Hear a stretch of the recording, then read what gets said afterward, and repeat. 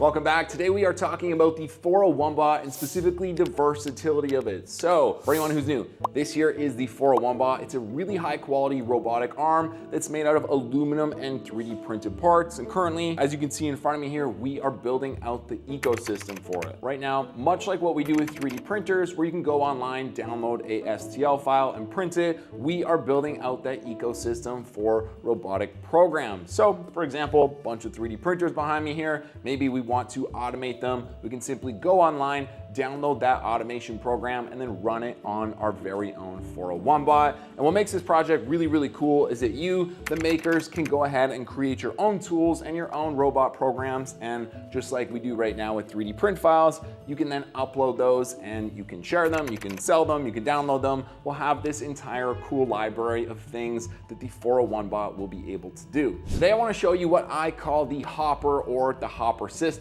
So this here is the standard gripper that comes on the 401 bot, and it's great. It's great for tons of things.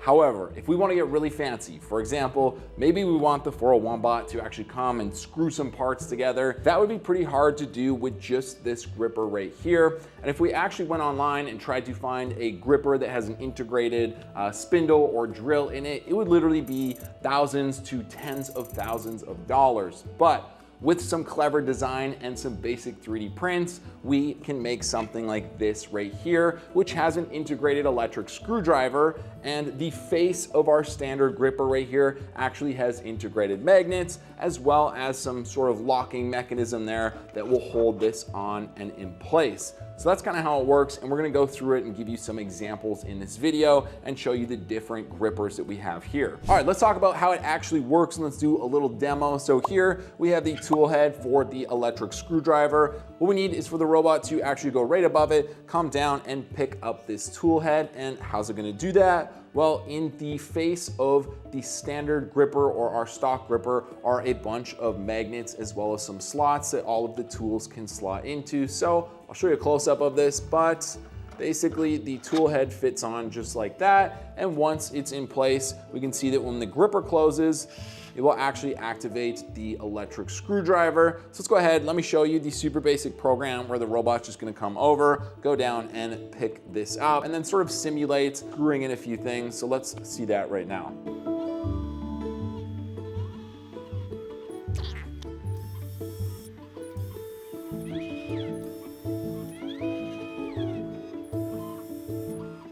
All right, so that was the electric screwdriver tool head. And now I wanna show you my favorite, which is the 3D printer bed removal tool head.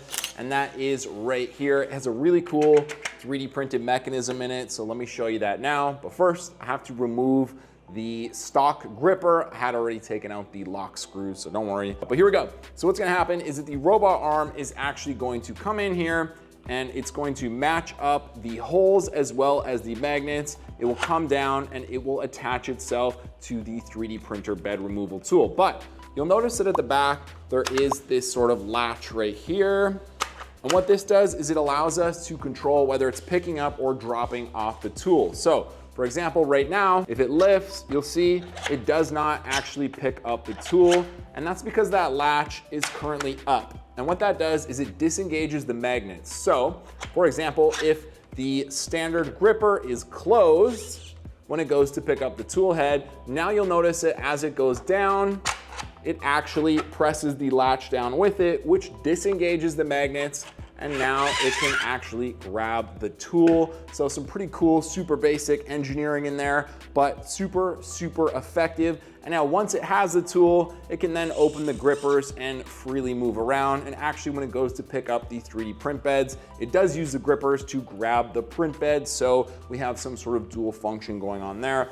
But that's pretty much it. That is a summary just showing off sort of how we can take some basic designs and basic 3D prints and make the 401 bot do all kinds of really cool stuff. And we're excited to see what the community does with it because the possibilities are really endless. This is just a few that we've done, but we are hoping to make and release a huge library of really cool programs and features and tools and all kind of stuff like that. All right, so hopefully you can see where this is going by now. Basically, we have the 401 bot and then we have all of the auxiliary sort of tools that we can build in order to make the 401 bot do whatever we want it to do. And like I said, we've done everything from 3D printer automation to like screwing in parts. We've had it gluing parts. We've connected a camera to it.